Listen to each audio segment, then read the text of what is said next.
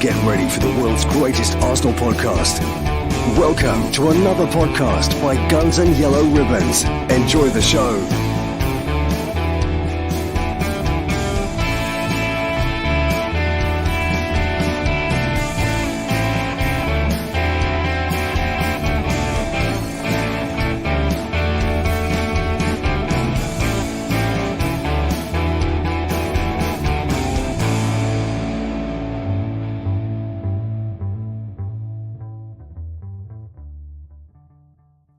Hello, good evening. Welcome to another episode by Guns and Yellow Ribbons. My name is Fergus.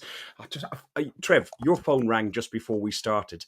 And literally as I pressed the music, my mother-in-law's called me on the other line. So I'm going to have to give a call back in a minute. I'll leave you guys chat. But welcome to another episode of Guns and Yellow Ribbons, an Arsenal podcast by Arsenal fans. Lads, how are we doing? Trevor, you are starting to build up your little collection in the background, I can see, in your new Ruth Beck wing. Yeah, slowly taking shape. I've got curtains up as well now, which is nice. Still not found me light, and I've still not found me notebook and that, but we're getting there slowly but surely. I can't. All I've done since Saturday is sing 60 million, damn it. And I apologise to anyone that's just got it out of there and it's gone back in again, but that's how it is, you know. It's yeah, and my commiserations go out to Donna because I done 13 hours sitting with you going on a plane and everything else, and 60 million down there. Once you get an earworm, boy, do you get an earworm. It is definitely difficult. Alex, how are you doing? Very well. It was good to have club football back. Feels like a long time since we've been on the podcast, and that national team break felt like forever. So yeah, really good to have club football back with all the results as well. So yeah, good weekend to start off the week. And Dan, your first trip to the G-Tech, or the Brentford Community Stadium, as it was before it was sponsored. A good trip. Good. I'll see with some of the lads and some of the photographs and stuff like that. A good trip and well worth the wait in the end, wasn't it? Yeah, definitely. Yeah. I mean, it's always a good trip when we win, right? So that's the main thing. And yeah, as Alex said, results this weekend went all our way. So in terms of football, brilliant to be back and getting rid of that boring rubbish that was the England games that we watched over the international break. And Spurs continuing their mighty downfall from when they won the league a few weeks ago, which is making things even better for me. And their fans crawl back under their rock and a little bit more quiet. And yeah, walking in the gym on a Monday afternoon just now was fantastic. Just see all of the Spurs fans that they used to come out and they're at you, and all of a sudden they're back out to the sides, don't want to talk to you, don't want to make eye contact, and back where they belong. Yeah. Listen, before we continue, we can't go on without saying, rest in peace, Terry Venables. Sadly, he died on Sunday. To be honest, my memories mostly of Terry Venables, probably similar to some of you younger guys in the sense of a bit of Barcelona, but more Euro 96 and his involvement with Tottenham. Trevor, you'll probably know, been indigenous to the country and been following football since 1886. You'll probably know a bit more. I do remember. I remember Terry Venables well playing for Tottenham. But at times like this, you put rivalries like that aside, don't you? And you think about the family and you just pay your respects, whatever team you support. He was a damn fine manager of England. Apparently, I never met him, but he was apparently a damn fine man. And it's a sad loss. He was a chirpy chappy, wasn't he? Always a bit cheeky, you know, Cockney boy. And sad loss. Alex, any memories? I know, been living in Denmark, you'd probably be Euro 96. How old were you then? Were you born? No, that was 3 years before I was born, so I don't really have too much memory, but I could see the impact he'd had because it was all over Twitter, and even Arsenal fans had great words to say about him. So I can't do this tonight now. I can't do it. It's crossed my mind before, right? Alex wasn't born. Euro 96. We've done this topic before. I'll come back to that. Let's talk about your memories first, Dan, because we spoke briefly beforehand. Yeah, similar to what you guys just said. Obviously, winning the league with Barcelona and losing to the Germans in the in the Euros, and obviously being one of the very few managers that's actually won a trophy for them lot. So he must have been pretty decent if he can get them lot over the line. So I can't believe though, Ferg, that you've tried to wing it and put yourselves on our side with me and Alex as the younger ones, mate. You get back up there with Trev. You ain't on our side. No. It's only because I wasn't in the country. That was all until then. You talk about you talk about people who won a trophy for Tottenham. It is quite ironic that George Graham and Terry Venables. On his wedding day, that George Graham was his best man, and they're the only two people to win trophies for that lot down the road. See, they were both at Chelsea, Ferg, at the same time, I believe. George Graham and Terry Venables. I think they both played for Chelsea about the same time, if I remember rightly. We got George Graham off of Chelsea. We swapped him for a player called Tom Baldwin, who turned out to be an half-decent player for Chelsea. Yeah, so I believe, I'm going to get proved wrong maybe, but I think Venables and Graham played together in their very, very, very younger years for Chelsea. Okay. Well, listen, condolences to all his family and anybody associated to him, and we'll think fondly of him. But you're talking there about Alex not being born in 1996. We talked about this before when we talked about Highbury versus the new stadium. There are people, and I think it was Dan that brought this up in a conversation we had before. There were people that have never seen anybody but Arsene Wenger manage Arsenal, and now obviously Arteta and Emery, and so. But also there are some people who go to that stadium now who have never set foot inside Highbury. Can you imagine that, Trev? Never set foot inside Highbury. Well, it was always going to happen, wasn't it? It's such a shame that the eventually the memory of Highbury will pass, as we move through the years. Hopefully not for a while yet. But yeah, that's what happens, matey, when you move to new stadiums. The youngsters come through but I think that has helped to change the atmosphere at the Emirates, as well as everything that Dan and the lads of Dan's like have done. If all you've ever known is the Emirates, that's home, isn't it? So yeah, old codgers like me going on about hybrid this and hybrid that, we're gradually going to get fewer and fewer. So yeah, we move stadium, times change, hybrid's in the history books, and that's where it will stay, mate. Yeah, I've got me Ruth Beck, Ben Kinsler, North London Forever pin badge on. So thank you, Ruth, for that. And she's raised £601. Oh, there's some Ruth Becks over there. I know you've named half your house after her, but she's raised £601 so far for the Ben Kinsler Trust. So well done, Ruth. Keep it going. That's absolutely brilliant. Listen, international break. Not a lot happened. I suppose Arsenal-wise, the most important thing that really happened, Alex, was Jesus got 90 minutes in the Argentina-Brazil game. Sorry, I've got to stop you there, Ferg. I'm just looking at both of your walls, and I must say, I think Trevor's is a little bit straighter than yours. I think you need to get your ruler and your. You know what it is. You know what it is.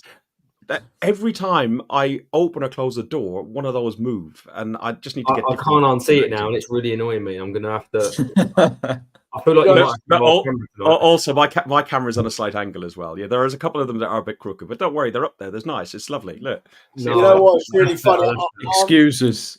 I've been doing this with my fingers crossed tonight, lads, because Donna's put these on the wall because she insists, because she gets the spaces right and she gets them straight. But she's used them command Velcro strips on them, So I'm thinking to myself, one of them is going to fall off that wall behind me. One of them is going to fall off that. I've got my fingers crossed that they don't, but it could happen. And for all you people listening on audio, and I know a lot of you do, this is the time where you should be on YouTube watching it. Go watch this episode 278, and then hit the subscribe button as well. But nothing like of major influence happened badly in the international break. Luckily, but Jesus did become playing, like, as I said, 1997 minutes for the Brazil side, which meant he was available for selection against Brentford. I suppose the only other things that have been happening in the international break was following on from the Newcastle game and Mikel Arteta's conversation with regards to the match officials that had been disgraceful, etc. He had to answer to his charges last Friday. De Zerbi from Brighton, who also spoke quite openly, Dan, about his dislike of 80% of the match officials. Yet again, he gets away with a warning, and I don't think he even got a fine. What are you expecting, and what's your thoughts over like how this is panning out? I mean, what I'm expecting is the same thing that's happened the last 12 to 18 months, is that everyone gets on Arteta's back because they seem to have a grudge against a man outside of the Arsenal fan base. But honestly, it's a ridiculous situation because we've got what is a closed shop that you can't criticise now. And I don't know any other entity or anything around the world where an institute of that standing can't be questioned. And it's quite worrying, in my opinion, that things like that, you can't question them, because that is what opens doors to a lack of integrity and the other bits that we've mentioned. It just points more towards corruption every single day when you see things like this happen. So I, for one, would be a strong voter of an independent commission outside of what we currently have. And I think those days need to come pretty soon. Trevor, before we move on to the Brentford game, give us your thoughts, because I know you were viscerous on Twitter or X or whatever it's called. Ferg, listen, mate. I was going to keep you off of here because we've done it to death, haven't we? But since you've started off, since you've lit the blue touch paper, mate, I'm not letting it go on Twitter. I'm never letting it go on Twitter, and I'm not letting it go for football. I make that statement quite plainly and quite clearly. I'm not letting it go for football, not for Arsenal, but for football. I mean, we've now got the situation that Dan's just explained, whereby people that are really bad at their jobs are being protected from criticism. It's like it beggars belief. I'm really bad, but you can't criticize me. You know, it's awful. And I don't know about you boys. Maybe it's just me being old, but this so-called Billy Bullcrap panel that made the decision on whether the Newcastle goal against Arsenal was acceptable or not. I'd never heard of them before they appeared, and I've never heard of them since. Have you? So was that something they just put together to try and placate us fans and think we're going to go away? Not a chance. And there was a member from PGMOL in that panel as well. So yeah.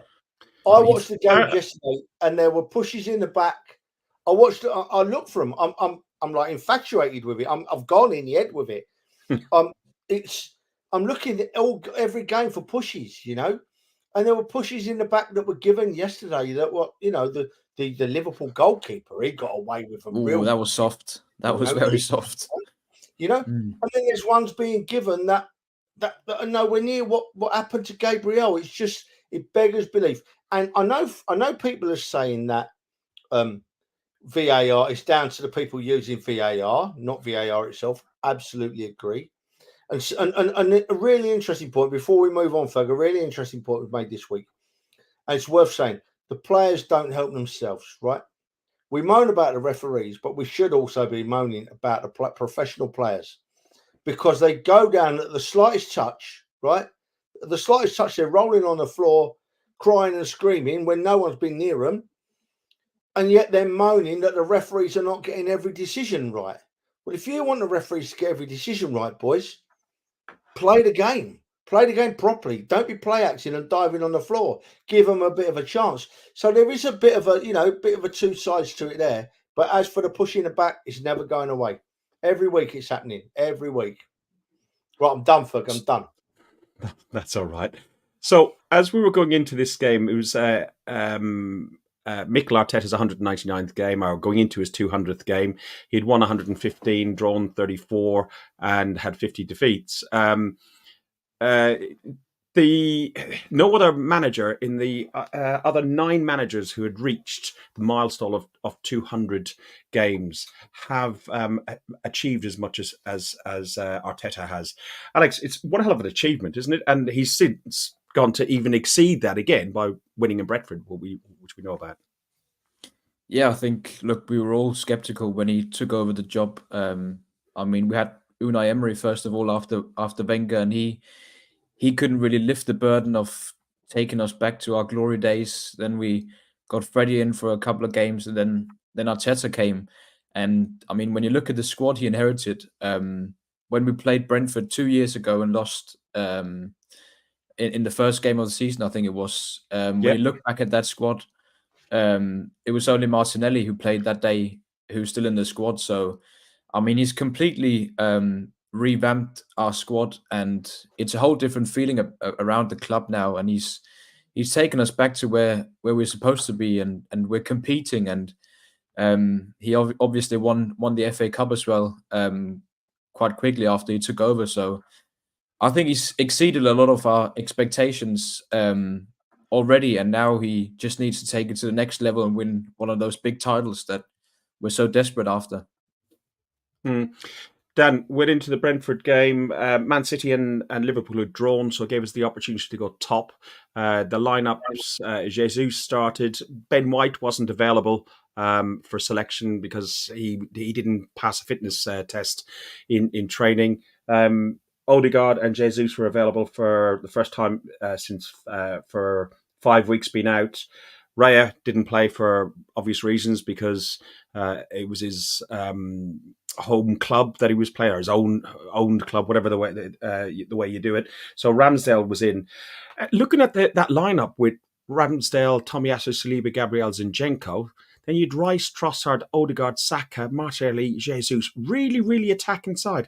What sort of lineup formation do you think we were playing with that? Because we normally do like a 4-3-3 or 5, you know. I mean, the one that stood out for me, I'd say in that team, that is pretty much our strongest team, other than I was surprised Trossard played in the role that he did as an 8. I think he played there because of how well he'd done in the last couple of games, and I think quite rightly, I think Arteta's trying to stick with guys that are in form and playing well and reward them for their performances. I did think it was a bit of a strange one to go into this game. I would have liked the likes of maybe a Jorginho alongside him, rather than Trossard. But I don't think that we're still lacking another midfielder. And if Partey was fit, I've got no sort of thought other than he'll start with Rice alongside him in this sort of game where you're playing against a team like Brentford. But I think we just lack a few options. But yeah, that was the only surprise for me. Other than that, I would say best lineup that we've got at the moment. Trevor, it wasn't the most exhilarating game to watch in the world. The most excitement we had all came from the Arsenal players in the first half. What did you make of the lineup and how we came out? And we started a bit bright, but Brentford really, really tried to do a job on us and tried to prevent any options. So they put 2 men on Martinelli, 2 men on Saka, and really did restrict us down to forcing it down the middle. Yeah, I looked at the lineup and I was happy with the lineup. I do think that Trossard's been playing well the last couple of games, but he's been playing further forward. So Dan's right in what he says. It's a bit of a concern in playing in that little bit of a deeper role. But if I'm honest with you, Ferg, if I'm honest with everybody, when I look at that lineup, I don't worry about defence. I think where's the goal going to come from? Our main striker doesn't score many goals, so someone like Saka or Martinelli or Trossard or Odegaard or even 60 million down the drain, Havertz, have got to chip in with a goal or two when they're on the field, So that's my main hope. When I see that team, I think we're all right at the back. I'm happy with it at the back. I'm very happy with the midfield and what we create. I'm happy with Jesus' work rate. The lad runs his nuts off, but he doesn't score enough goals, So I look at that lineup and think, I want a goal to come here. I need a goal. Brentford are a cracking side at home, They've not lost many games. They've only lost games to us at home recently. So you think, where's the goal going to come from? I hope one of our attacking midfield lads slots one in, because I'm not confident that our centre forward will. Alex, did you have the similar concerns? Yeah, I mean, defensively we've been so good. I mean, the numbers don't lie. We're the best team defensively in the Premier League. So yeah, it was more offensively, and I think whereas he's found what he likes defensively, Arteta, I think he's still sort of scrambling around to find out what's the best thing offensively to do. So he's still sort of moving the puzzle around. And that's probably why we saw Trossard come in. But yeah, I mean, he's been doing well, as you said, Trossard. So I think it was fair enough he got rewarded and played again. I was a bit surprised to see actually all three Brazilians start, considering they played 90 minutes, nearly all of them, against Argentina a couple of days ago in a quite fierce game. But I mean, good to see that Jesus is back fit. Good to see Odegaard is back fit again. I think you could see he was still sort of trying to get up to pace. He looked a bit tired, didn't have his best game. So hopefully he'll be back in sort of the form we saw him last season, where he scored a lot of goals, because we need those goals this season, because we haven't got that 20-goal striker or 20-goal player that Liverpool and City have. I don't know about you guys, but I'm not as worried as people say they are, to be honest with you. I think at the moment we're doing so well defensively that I always believe that we're going to nick a goal in the game. You know, I fully agree we probably need another striker and a goal scorer. But if we continue with our current defensive record, I honestly think we'd win the league. So I think it maybe 10 goals conceded in 13 or something along those lines. Yeah. You know, you want to prorate that over a season and say 30 goals, 29, 30 goals. If we have a record of conceding 29 or 30 goals by the end of the season, I think we'll win the league. And we'll get games like today, like Brentford, where we will nick a goal. We've got enough talent where I believe that we will score in every single game at least once. So keep a clean sheet. We'll win. I hear you, and look, George Graham was one for like 1-0 to the Arsenal and everything else. But James has got a really good point, and I mentioned about doubling up on Martinelli and Saka. So by them doubling up, it did create more space in the centre of the park, and we didn't seem to exploit that. And there was times, and I pick up on what Trevor said about wondering where the goals were coming from. There was times that the players that you would have hoped to be scoring goals seemed to be so deep that you needed the ball to go up the middle and be release Haaland, a number 9. Dan, I really think if we had a number 9, then yeah, no problem. We go win the league. I'm not so sure about that comment. I agree with what the sentiment is, where you double up wide and you concede space elsewhere, but where you concede the space isn't on the edge of the box. You know, they drop into a formation where they concede the space in our 2/3 of the pitch, and in their third of the pitch, they're still pretty tight and combative there. So what we need to do is learn to break down a low block, you know, and they know our main threat is wide, and they do double up on it, which works. It's more a case of, as opposed to Martinelli and Saka maybe cutting back on sort of the cutting inside and crossing the ball deep as we did to the back post, it will be someone else that does that. It will be an Odegaard that picks up the ball. It will be the other 8, whoever plays on the other side, maybe a Havertz or a Trossard or someone that does that. I think you will just start to see assists come from other areas if teams set up like that against us, really. But they concede space in front of their midfield block, not behind it.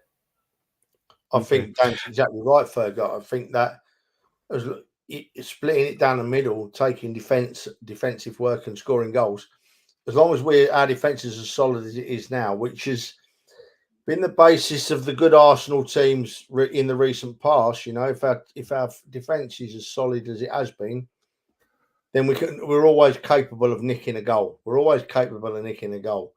If we had to go out and, like, say, Liverpool 89, if we had to go somewhere and win by 2 clear goals, then I'd be thinking, I wouldn't mind an Alan Smith on here, you know, I wouldn't mind an Ian Wright on here.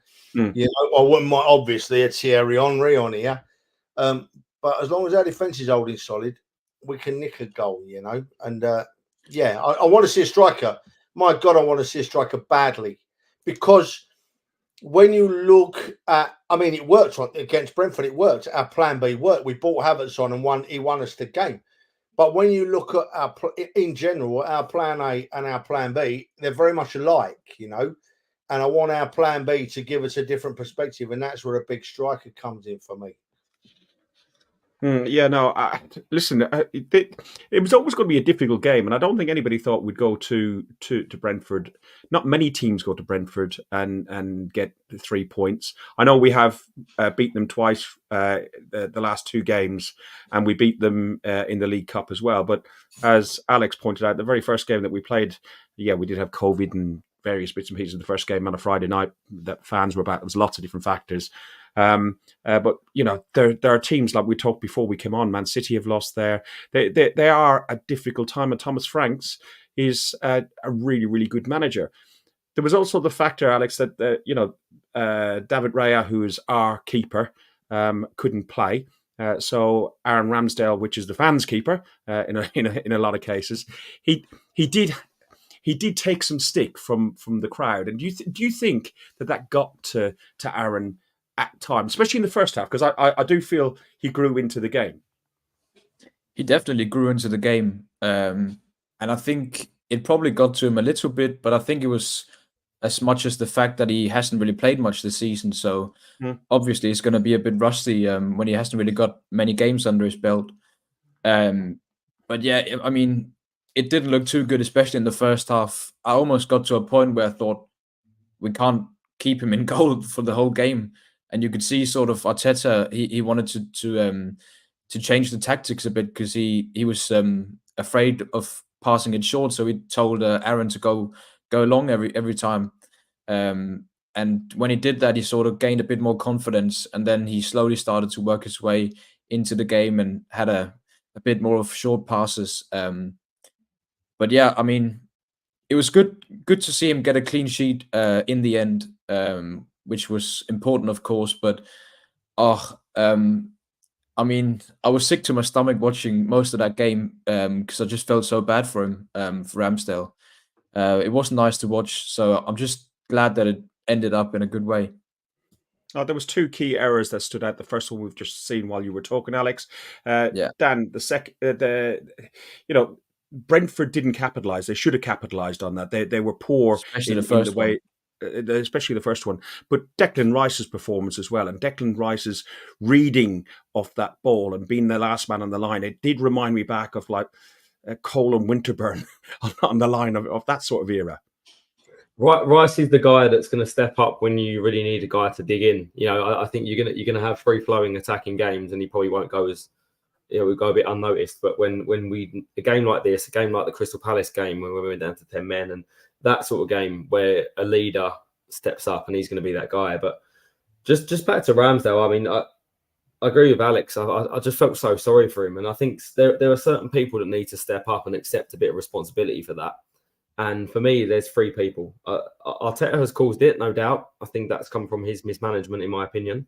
I don't think we should be afraid to call him out at times, and it's very rare that I ever do call out Arteta because I do actually agree with an awful lot of what he does. I think he could have handled that better. I think the fans have also caused it and need to be a bit responsible because I think we've created that pressure, as has, and I'm not going to call him out as such, but Ramsdale's dad, I think, that has also caused a bit of pressure on his own son. And the combination of him, Arteta, and the fans have put pressure on Ramsdale to have to perform in this game. And I'm not surprised the lad's made mistakes. He's under so much pressure that he's pretty much feeding into that game. This is the game I've got to save my Arsenal career. And of course, he's made a few mistakes. And he's being pressured into play a certain way, which I think is not his game. And you see after that first mistake he made, where we very nearly conceded a goal, we had a goal kick and he did the exact same thing. And I was watching from the stands, and I think it was Mbeumo that was on the edge of the area, and he's like a sprinter ready to run at him. And he should have just gone long. He should have just relieved pressure. But he knows he's going to get criticised if he plays it long, and that he's probably not going to be back in again. So I feel really sorry for him. But what I would say is I think after that he recovered really well, and I think he had a good performance after that. I just think it's a shame that he made those mistakes. Trev, Dan raises a few good points. One which he's slightly wrong on because he didn't improve in the first half after that. There was this error where he went to pass the ball out and he threw it into the ground. I think it's just the weirdest thing happened, and it's probably just stuck to his glove or something like that. But the points that Dan makes about there's three sets of people responsible is a really good point. Like Arteta, I spoke to you on Sunday, and I was actually annoyed that Ramsdale was put in that position. And like Nick, his dad, we've met him. He's a lovely guy and everything else. I'm not sure of what he did with Sophie and that. And I've spoken to Sophie since on the Highbury squad, and I think we spoke as well. Has done Nick, Aaron, are the Arsenal very good? But the fans also have an element of responsibility, singing his name when Raya's in goal. We have made him a fan's favourite, and he's a victim of his popularity among the fans. What's your thoughts on his first half performance, those 2 errors, and what Dan brought up? But you've got to go back, right, to before the game even starts, right? Ramsdale sat in the dressing room before the game, right? And from what we saw from the other players, they'd have all been geeing him up and backing him up because they were wonderful with him, the other players on the field. But you've got to go into Ramsdale's head a little bit, right? And you've got to think about what's the lad thinking, sat in that dressing room. He didn't do anything wrong, really, to get dropped in the first place, right? He wasn't bad. He didn't do anything wrong. Raya's come in, and although Raya's not been bad, I don't think he's been better than Ramsdale, right? So Ramsdale is going out there. Nerves are jangling because anyone would be nervous in that situation. And he'll have it in his head, does it matter what I do? Raya's going to come back in because I did nothing wrong in the first place. And then he's going to be thinking, is this the last game I'll ever play for the Arsenal? A club that Ramsdale clearly loves, a club that Ramsdale clearly loves. So with all that going round in his head, right, it's sort of understandable that he had a nervous first half an hour or so, I mean, I could see it. I could see why he was doing it in my head, the way I read it, like I just explained to you, yeah? And as for what it reminded me of, when the Brentford players started realising how nervous Ramsdale was, it reminded me of the goalkeepers towards the back end of the Wenger area when Wenger first started trying to get our defence to play out from the back, and our defenders were nowhere near good enough to do that, and attackers knew that, so they just swamped them, and half the time we lost the ball, And as for Ramsdale's dad, right, I ain't going to give an opinion on it because I've got, as much as you, Fergus, I've got lads that are grown up, and if I think one of my lads has been wronged, then I'll stand their ground. I'll stand their corner. I don't care what it means. I don't care how silly I look. I don't care how it reflects on me. If I think one of my lads has been wronged, then I'll stand his corner. Because I love him. It's my kid, and we do that as dads. That's what we do. So he's on a loser from the start, Ramsdale. Right? He's on a loser from the start. Because he's got it in his head, I've done nothing wrong to get dropped in the first place. And I'm going to go out there today. I could have a blinder, but it won't be any better than I was playing before when I got dropped. So there's nothing I can do to keep me place. So his head's going to have been a shed. And I have every sympathy for him. What I would say, Trev, is that the major concern there for me wasn't him making errors, because I don't expect any player to never make an error. But the old Ramsdale would have reacted to that crowd banter and give it some back. And he didn't do that. And I think that shows where he's at the minute, that I think his confidence is shot a little bit as well. And I think just, the pressure from all sides, I think, has caused that drop in confidence for him. So, do you know what, Dad? It's a really valid and important point you make there, right? Because I've been thinking about it lots, right? You know me, this old fella, I think about things and I go into them, and that's the only reason I can think maybe why Ramsdale get dropped in the first place, because of his interaction with fans, and because he selfly admitted that he could lose concentration at times. That's the only reason I can think that Ramsdale got dropped in the first place. And it's sort of nailed it down, because as you said, he weren't having none of that banter, was he? So maybe that's what Arteta has said to him. It's the only thing I can think of. And as for the crowd singing "You're just a David Raya," right? The BBC should be ashamed of themselves on Match of the Day, because you forever get commentators, TV companies, pundits apologising for hearing swearing over the TV, right? They're forever doing it. Sorry if you heard any bad language. Sorry if you heard any bad language. But during the Match of the Day highlights, which are edited and which are seen and which are heard before they even go on air, they clearly allowed the Brentford fans to be heard singing, "You're just a shit David Raya." And there's only one reason the BBC would want to do that, so the likes of Lineker and his cohorts could get their fangs into him if they wanted. It's disgraceful. The Well, that BBC. even more, Trev. I didn't hear that in the ground either. So it just shows that they're putting mics and turning mics up a little bit. It- Generally, I think you know what? time. That's a huge point. I made it before when we were at Liverpool, and people said the way that Xhaka, when he went into that tackle, that he riled up the Anfield crowd. We were in Anfield, and it wasn't half as noisy as it looked on Sky or BT or whatever it was at It the time. sounded very loud on the Yeah, but telly. it wasn't. It wasn't as in loud. Brentford, yeah. And this is how they build. I've got written down here media agenda, because we will talk about how the media, and we're talking about how the media do things, but also how some managers are dealing with, like where Arteta was pulled up with his comments about VAR, but Frank's as well. We'll have a look at that a little later, and how he dealt with some of the media nonsense that goes on out there. Can I quickly add something Yeah. before we go on to the next one? So I mean, with Arteta, if you'd been in his position, Dan, you said he mismanaged the situation. How would you have done it? Because, I mean, looking from his point of view, he's probably identified, okay, we need to upgrade. We've found a keeper that we think could do a better job, and we've brought him in, and they've sort of waited a couple of games, 4 or 5 games, and then brought him in. And I mean, they've obviously brought him in to be the number 1 goalkeeper. I think everyone can see that.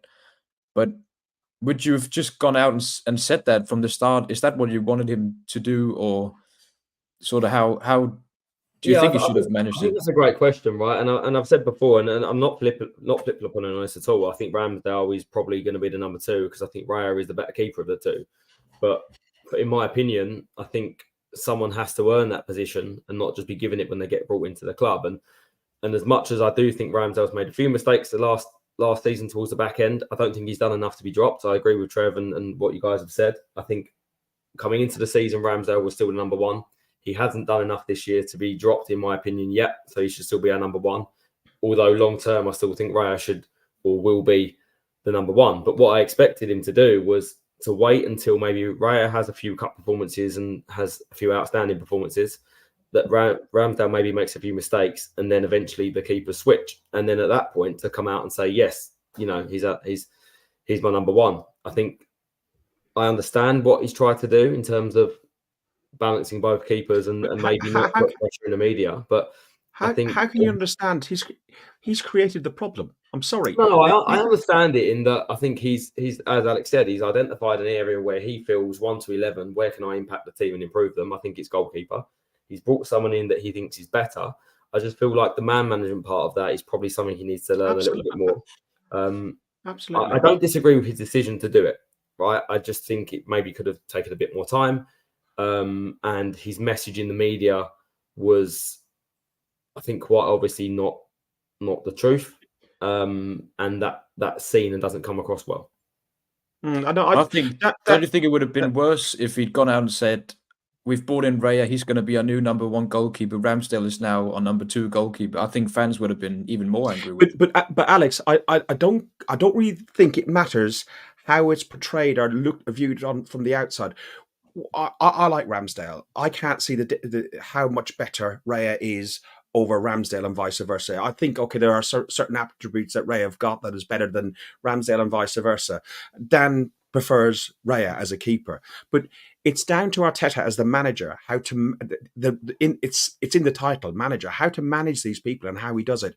Now, we'll never know behind the scenes how he's managed this, but he's clearly not explained to Ramsdale why and what he's doing, because although we are reading Ramsdale is still being an utter professional and doing what he's doing in training, but the stuff that's come out over either Nick talking or stuff that people talk about in the media, we don't know how true it all is, but I don't think it's been handled right. If he wants to come along and go, Raya's my number 1, I'm fine with that. Ramsdale, you're number 2, but he should be coming along the old Harry Redknapp style, or pick another manager, George Graham, whatever, be it Fergie. The old people have different styles, but they're able to put their arm around or come along and sit somebody down and explain the rationale. Wenger used to do it. I don't think that's been done in this case. But You know, what I would say, hang on. He wanted Raya in the first place. He wanted Raya before he wanted Ramsdale. He got the goalkeeping coach from Brentford and went for Raya, and Raya signed a new contract and didn't come across. So we settled for Ramsdale. Twitter went mad and said we bought a crap keeper who's got relegated twice. So, you know, Twitter knows nothing. What? He actually ousted Leno. And Leno, somebody put in the comments, was, you know, treated a little bit that way. I didn't actually rate Leno myself. But he got us to the Champions League, and he's done nothing wrong the whole way along. Surely Arteta's, one, created the problem, and two, should have managed the problem correctly. And later we'll look at his post-match press conference, which for me, I found it rude. Make your comment, and I'd like Trevor's input as well. Listen, right. What brings the fans towards Ramsdale as well is that the fans know that Ramsdale was a massive part of the change. Ramsdale was a massive part of getting the fans involved and getting us up into Champions League positions. It was a massive part of that, and there is an affinity with the fans, right? And there's a question here from Hannah, right? There's a couple of questions I want to go into, Fergie, if you don't mind me taking over a little bit. Do you think it helps Ramsdale seeing his mum and dad standing among the fans, right? Let's get something straight, right? Every player's family go to games.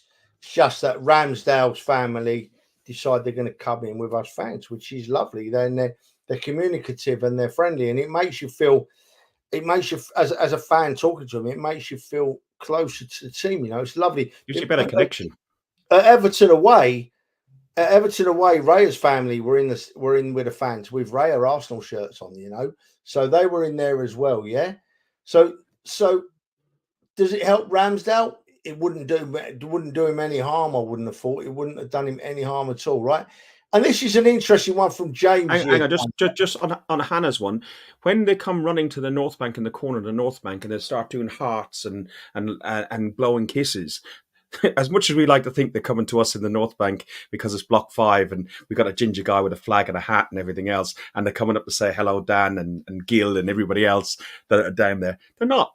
All the players' boxes are just above that corner. That is the best place for the players' atmosphere and everything else. Thierry Henry's got a box up there. Bobby Pires has got a box up there. And that is the players' sort of area. So they are going to the players there, Hannah. So, what's that? You're not having that. You think it's for you, isn't it?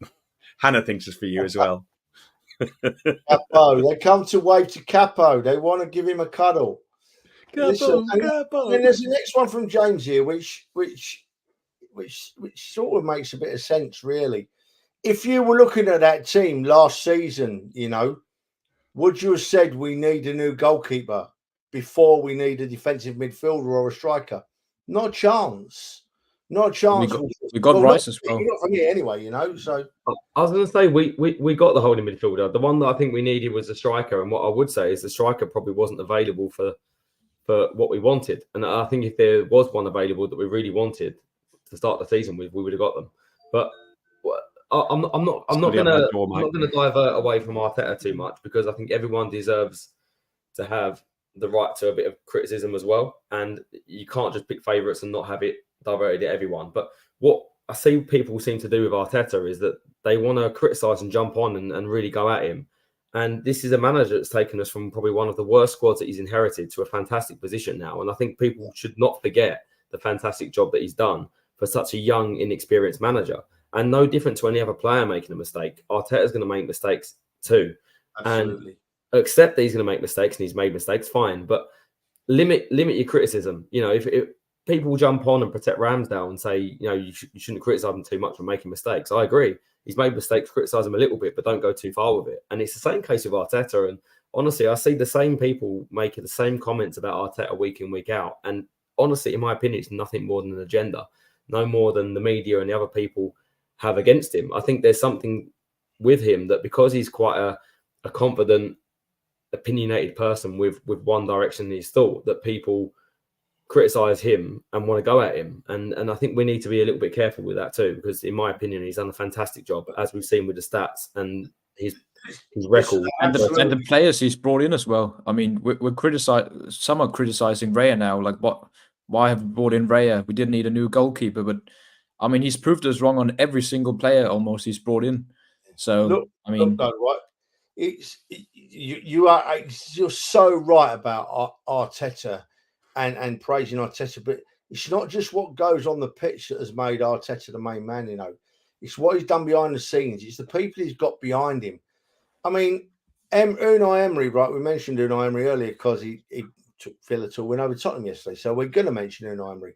But Unai Emery had absolutely no chance at the Arsenal because he didn't choose what players he got. There were people on the take up above, you know, that were saying, you will have this player, you will have that player, you will have this Chelsea reject who's not worth tuppence, you know. We will pay 72 million for Pepe, who flattered to deceive at times, you know. So Arteta has done a wonderful job. And when we're having this conversation, for me, I'm not criticising Arteta, right? Well, not in the slightest.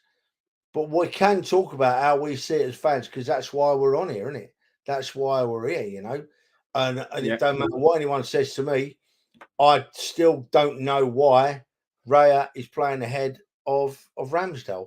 But if Arteta wants that, then Arteta gets that, and that's fine, isn't it? Because Arteta's our manager, and we support the team.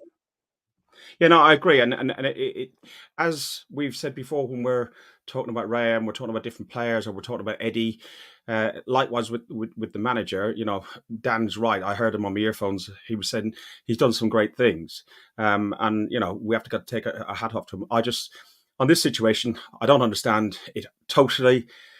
A little bit of information that I can read between the lines about. I just don't think it's been dealt with well. But listen, we've got to the stage where it's just before half time, literally 46 minutes. It must have been that in the game when this happened. Alex, talk to me about Trossard and this goal, because Dan rightly said he played number 8 and he was quite deep. Yet again, he's in again. And he chucks himself in. He'd done it against Burnley. He chucks himself in and nearly gets himself injured all over again. I mean, it's kind of similar to the goal we actually ended up scoring to win us the game. Cross from Saka out from the right-hand side, in behind the defence. And then I feel like Jesus should have scored from the first chance. But yeah, I mean, great job by Trossard cleaning it up afterwards. And then it's just unfortunate that he's a toenail offside. But yeah, luckily it didn't end up costing us. But yeah, I mean, you can see it there. It's unfortunate. But I feel like Jesus should have scored first of all, because that was a massive chance. But yeah, it's just annoying. And it would have been perfect right before halftime, go in 1-0 up, and it would have been a completely different game. But yeah, I mean, they did well drawing the lines. Can't say much else. Trevor, did well drawing the lines. How do you draw the lines of a player who's not on the ground, and you're drawing the lines off the curvature of a ball? If you could zoom in on that, you'll see the dotted line is coming off the curvature of the ball, the same curvature of the ball that they couldn't be precise about against Newcastle. I thought you'd like this one. No, I'm not going to get involved in a long drawn out one on this, Fergus. For me, I had no problem with that decision. For me, he looked offside, so that was it. I thought he was a toenail offside, like our Alex just said, and that was it. Game over. There's too much else going on with referees and officials and VARs for me to worry about that one, mate. I just hope that we're top of the league now, right? As a podcast, I think we need to put the Ramsdale Raya thing to bed for tonight because we are back. Yeah. Right? But we also need to think we're top with the Raya Ramsdale thing going on. We're top of the league, right? And we're winning at places like Brentford, and we're getting robbed at places like Newcastle. We're right in it again. And I think we're in a much stronger place than last year. So that's what I've got in my head. That we can win it. Trevor, I don't know about you. I could not be happier at the minute. You know, you look at where we are as a club. We've got, in the media's eyes, a manager making mistakes, a goalkeeper situation that's got various issues around it. We've got no striker up top that's scoring goals. We've got 60 million wasted on a player in midfield that's not quite fitting. we're not playing well. We haven't got in the second gear yet, but we're still top of the league. We've got so Exactly. much to grow already. And I just Exactly. think, honestly, as fans, just let's get off their backs and let the media do their bit. But us as fans, let's just really get on board. But Don't Dan, forget we the are media as fans. well, Dan. Don't forget the media as well. We've got, like I just said about Match of the Day doing that. They're a bang out of order. And then you've got that bloody Sky presenter asking the Brentford manager if Arteta's antics. We'll do that one. We'll do that one. Get out of it. Get out of it. But I'm honestly, I'm over the moon, and I think as fans we should be. Absolutely. But we should listen. We're fans and we're discussing. We should be able to discuss it. This is what the idea is, that we have a chat. The concept is down the pub, just having a chat like we would. And if we were down the pub in the old days talking about football, you'd be going, "Oh, did you see such and such?" You read it in the paper. You mightn't have seen it on. There wasn't rolling 24-hour news, and I think that's half the reason.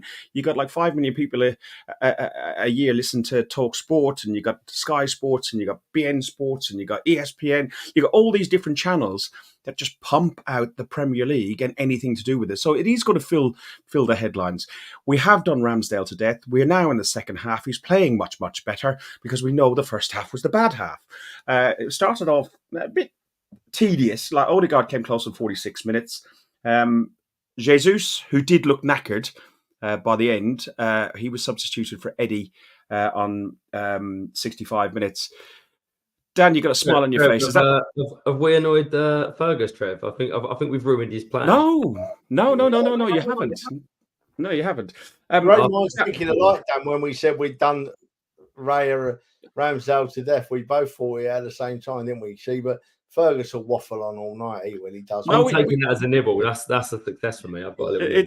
There's no nibbles being had in Essex today. So, listen, you mentioned all those media outlets just now, right? You must have.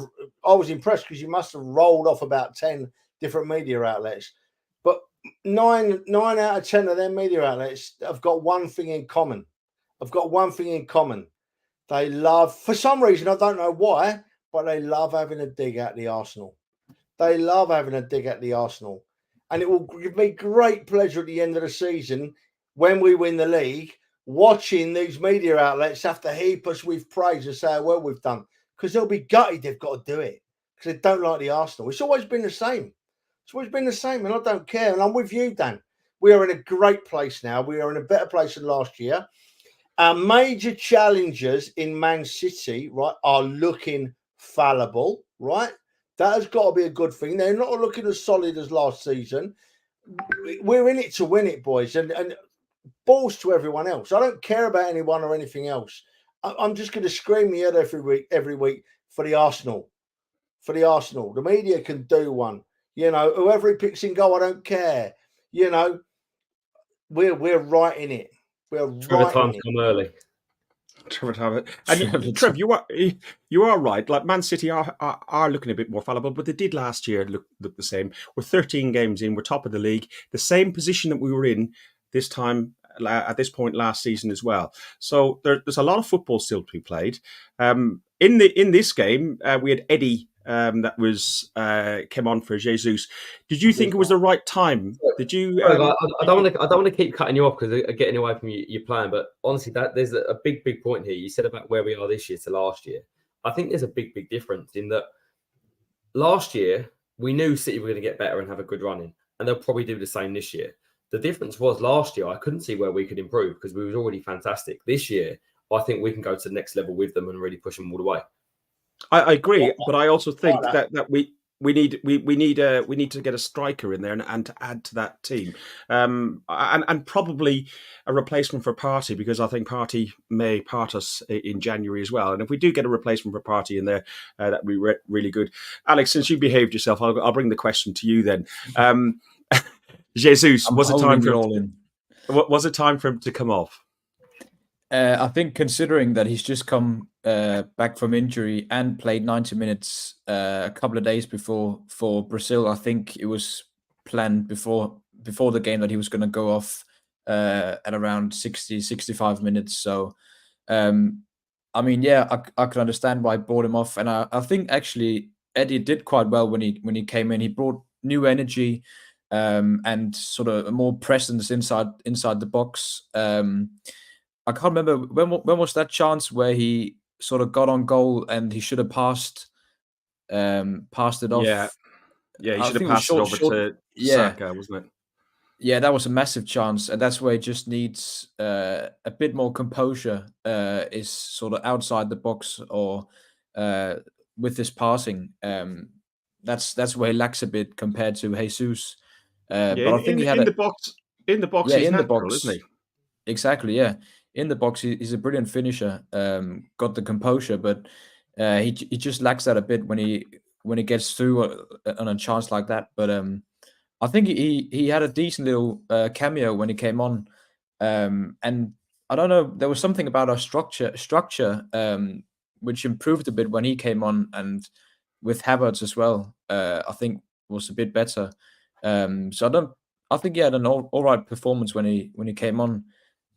Just going back to what you said earlier, and how we're doing this season, I think the only worry I've got, because I agree, I think we could do much better, especially offensively. My only worry is if Saliba gets injured, because then I feel like we haven't really improved much compared to last season. I mean, we've got Timber, but he's of course injured. I don't know when he'll be back, but it's still going to be Kivior coming on like last season. Yeah, I think Timber is going to be out for the season. There was rumours of January and March, but I think it's been set back. You're looking at April at least. Brentford made a couple of substitutions. The first real shot on target was Yarmolenko, who shot it straight at Ramsdale's face, and Ramsdale done a good save to get that one because it was swirling in the air. Maupay and Baptiste replacing Yarmolenko and Visa. And then there was this incident here, that go gadget legs for Zinchenko. Trev, how good, and the passion this fella plays with. He plays like one of us on the pitch, but this interception is just unreal. Yeah, I think Ramsdale would have saved it, to be honest. I think Ramsdale would have saved it. That's why it's better. No, it's Zinchenko. It's not often you see Zinchenko that deep in defence, is it? He's normally still up the field a bit. We did we ride our luck, or did we read a game well? Because Declan Rice, when he dropped back to the line earlier in the first half, knew what he was going there to do. And Zinchenko did the same there. So I'm not saying we got lucky. I'm saying that we've got defenders that read the ball really well, and they knew where they needed to be, and they were in the right place at the right time. So, yeah, for me, that's great work from Zinchenko. Great reading of a game. He saw what might happen, got back and made the clearance. Are we talking about Havertz yet? 60 million down. We are. The point that you were talking about with Eddie was 86 minutes in, where he should have passed the ball to Saka, and just after that, Havertz, he came on at the 79th minute for Martinelli, and he was a substitute that made an impact and scored a goal and took us to 3 points away from the GTEC Stadium. Alex, talking us through this, and how impactful have subs been for Arteta? I mean, very impactful. I think, correct me if I'm wrong, but I think this was the 10th time this season that a substitute has come on and scored a goal for us, which is the most of any in the league. And yeah, I mean, what a beautiful moment for Havertz as well. Second goal of the season and his first from open play. I mean, it was a bit of a weird one when he got that penalty given. So it was brilliant to see him score this goal, which was so important as well. Last minute winner. And I really just hope that he can sort of kick on from here. We can't expect him to sort of score loads and loads of goals, because he's not going to do that in that position he plays. But I mean, if he can add a bit more goals to what he's already doing right now, which is performing all right, I think he can be a good player and important for us this season. I think in games like this, where teams are going to double up on us and be very compact with 8-9 men defending in the box, I think this is sort of a kind of a plan B that we can resort to going to, with crosses to the back post, which was really effective. I'm surprised we haven't had more success with it this season, because we've tried a lot this season. So it's good it finally worked. And yeah, just so important, that goal. Dan, was this Havertz going, can't hear you, Dan, can't hear you. Come on, sing up, Dan. I don't know. I think at that point I had elbows in ribs and around everything. I couldn't even see it. So, it's interesting because honestly, like, I think this scenario is the reason why we bought Kai Havertz, in that we've got a player that's got a very, very different characteristic to any others, and he's got that about his profile as a player, where he is better in the air, he can hold the ball up with his back to goal, but can also do the more technical stuff a bit deeper. And I think that's where you'll see him flourish when we need to. You know, we've said about needing a striker. Well, I'm not going to say it's going to replace the need for a striker, but if when we play against a low block, we've got a player like Havertz that can score a goal in the air, it takes a lot of pressure off of our transfer market needs, in my opinion. But I mean, I was standing next to Lyle and Kirk at that point, and sort of me and Kirk had said to each other, "What can we do to change the game?" We were sitting there thinking about Kai Havertz, and we said about Kai. We said about bringing him on, but honestly, I didn't expect him to come on for Martinelli. And when Martinelli's sort of number went up, I was a bit surprised. But then that shows what we know, and that's why we're not the boss, right? So credit where it's due. Trev, big impact. Trev, good at playing with his back against the goal, up in the air, tall. Some Frenchman was a bit like that. Could he be our Giroud? Who knows, Ferg? Who knows?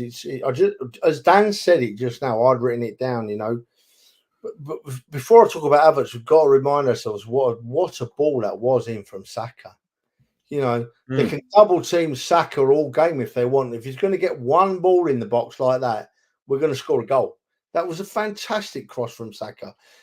But going back to the Havertz thing, it can be that option B that we spoke about earlier. He can. He's a different stature to anything else we've got.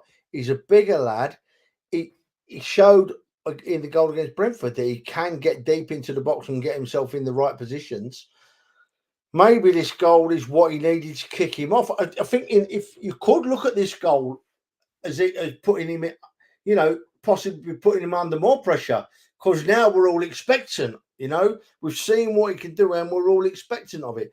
I hope that's not the case, but I hope he just scored that goal now, and I hope it's lifted the load on the lad's shoulders, and that he's away now. And we need goals from him. We need goals from a player. And Dan's exactly right what he said just now.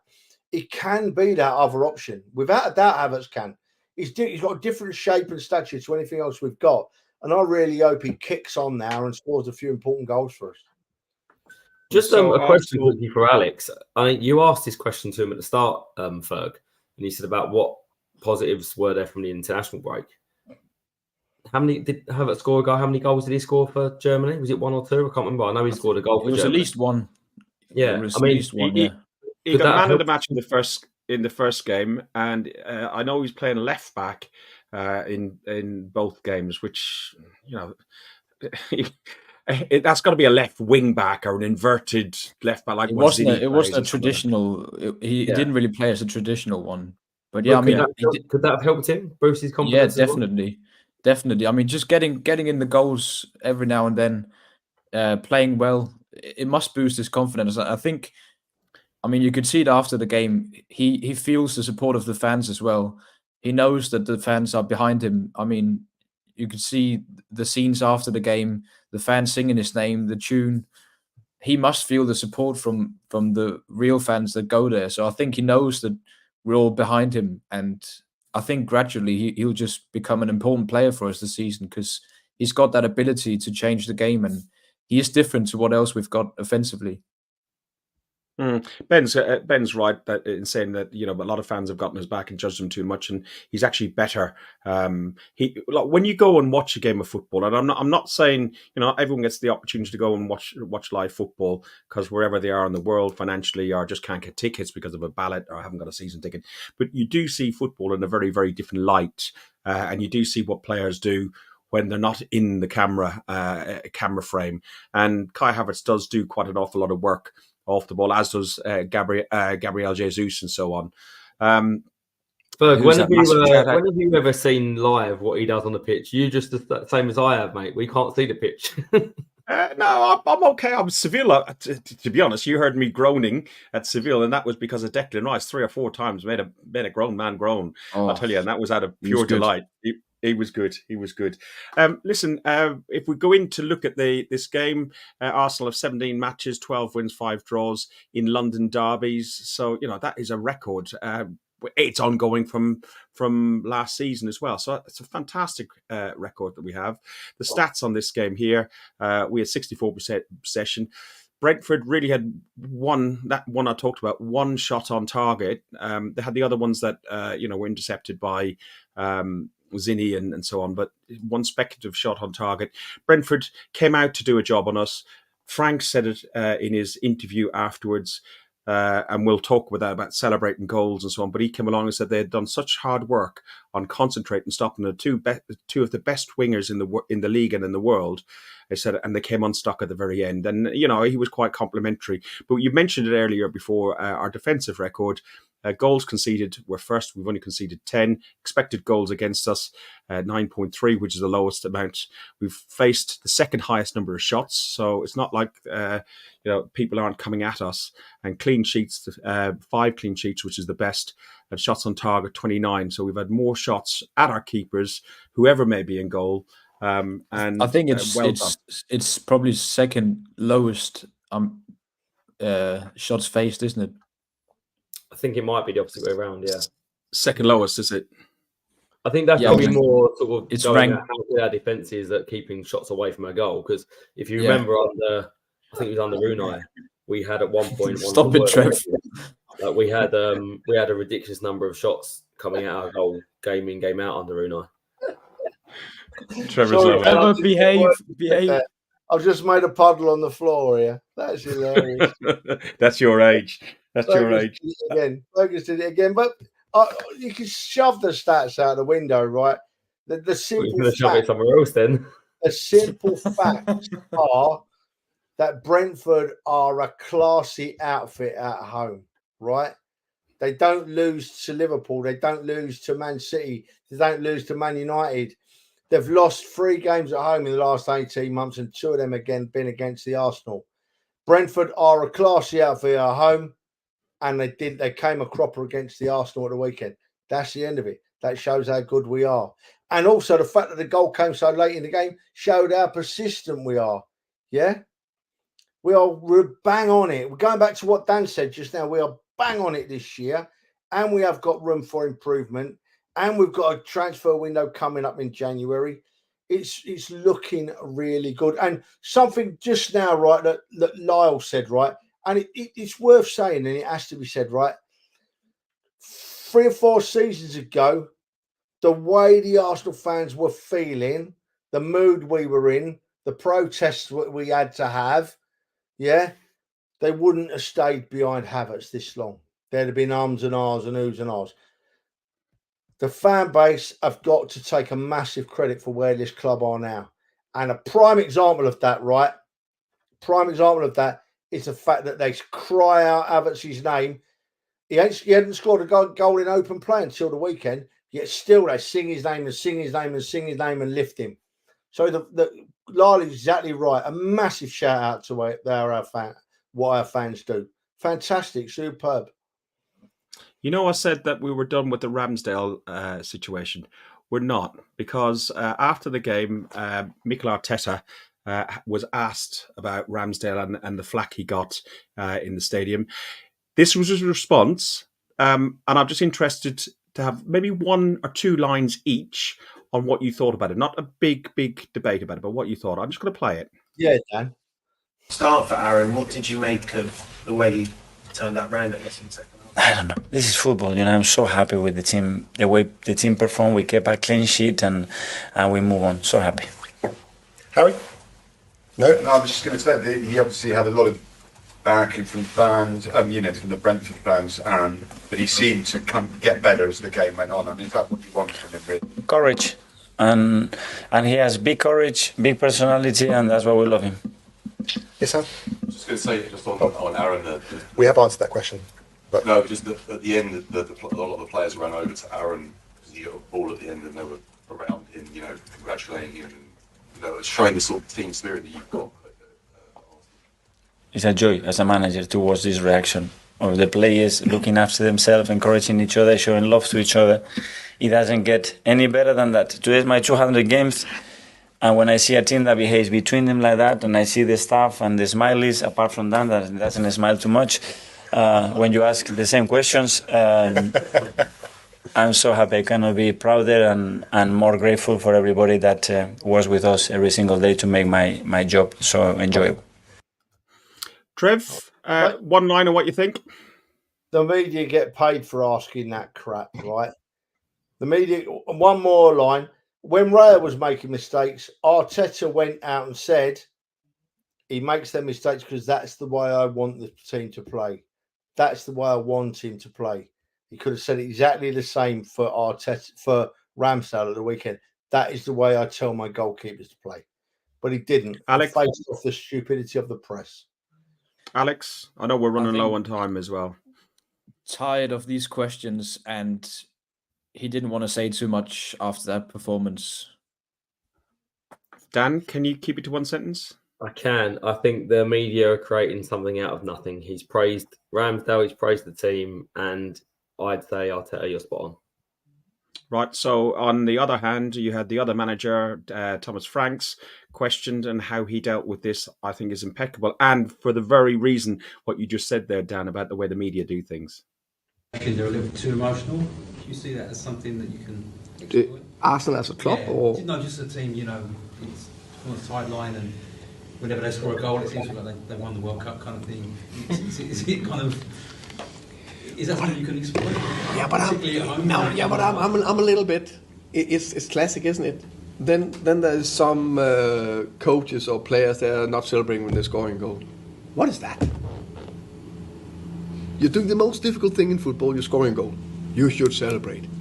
And if you score a last-minute winner against any team, and we know how difficult it is to win in Premier League, you should celebrate. I'm a believer of that. I like that. It's infuriating. It's that I've seen a lot of Arsenal fans, or not a lot of Arsenal fans, a few Arsenal fans that have been around a long, long time. And those Arsenal fans are privileged enough to know some of these press people. And even they were disgusted with that question there to Franks. Arsenal celebrating scoring a goal like they won the World Cup. Every team celebrates. Tottenham beat Liverpool in the last minute, right? A Liverpool team that had 9 men. And the Tottenham players were bringing their kids on the field after the game. You don't see the press highlighting that. As I said earlier, boys, they've got an issue with the Arsenal doing well. And all I say is I hope that issue lasts. And at the end of the season, if we win it, and all these people in the press want these specials from Arsenal, and a special quote from Arteta and a special quote from Edu, I hope that all the Arsenal players and all the Arsenal backroom staff and the manager and the coach look at them press, remember what's gone on and go, fuck off. Alex, we play Lens on Wednesday night in the Champions League. A point gets us qualification, win it, and then we top the group. And you guys will just get drunk in Eindhoven instead. Well, you're going to get drunk in Eindhoven anyway, I think. Well, these two are. Who do you start? You don't drink, never. No, hardly ever touch the stuff. Yeah. So, briefly, what sort of lineup? Havertz has got to start. European football suits him. Yeah, I think he should start Havertz and sort of build on that momentum he gained from the Brentford game, and then just go with a strong lineup. I think maybe Jesus might be rested because still just come back from injury, international break and that stuff. But I mean, go with our strongest lineup. We need that 1 point, and then we can play sort of more fringe players and the younger players against PSV. It's important that we get that 1 point, and it's important that we top our group. So hopefully I'm sure he'll go with the strongest lineup, and I think that's what we're going to see on Wednesday.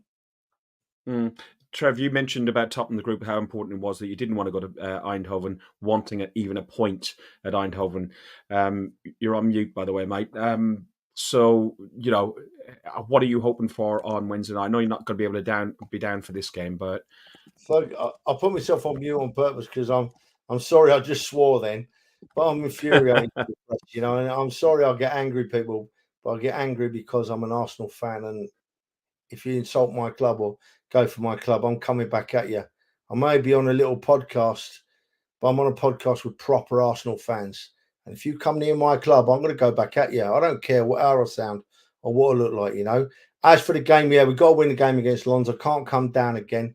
And then we can go to Eindhoven and, as the lads just said, play a younger side if we have to, or maybe a different side, and enjoy the trip with nothing hanging over us. Dan, it's a difficult sort of a week that we've got ahead, really. We got Lons at 8 o'clock on Wednesday, then we have Wolves 3 o'clock, and then we go away to Luton, which, you know, okay, Luton aren't the best side in the world, but it's a difficult pitch and a difficult place to play at. A win on Wednesday is imperative. Who would you be changing the lineup much? Yeah, not too many really. I think I agree that maybe Jesus, having just come back, probably wouldn't start him twice in a week. Odegaard had a knock and has just come back in, so depending on how his condition is. But other than that, I'd probably go as strong as you can without unnecessarily risking a couple of players. We've got a good chance to build momentum and score a few goals in this game, and also pay back some of them nasty little fans from over there. So I'd like a nice 5-0 win. It would be nice. And then Wolves on Saturday, traditional 3 o'clock kickoff. Always good to have a 3 o'clock kickoff. Trev, you're down for that one, and we've got the table booked. Actually, I need to do that tonight. We've got the table booked. Yeah. So we Trev, have. It's booked. I just need to confirm it. That's all. All right. So we haven't got it booked yet, then. So you need to confirm it then. Listen, it wouldn't be a podcast without a bit of this.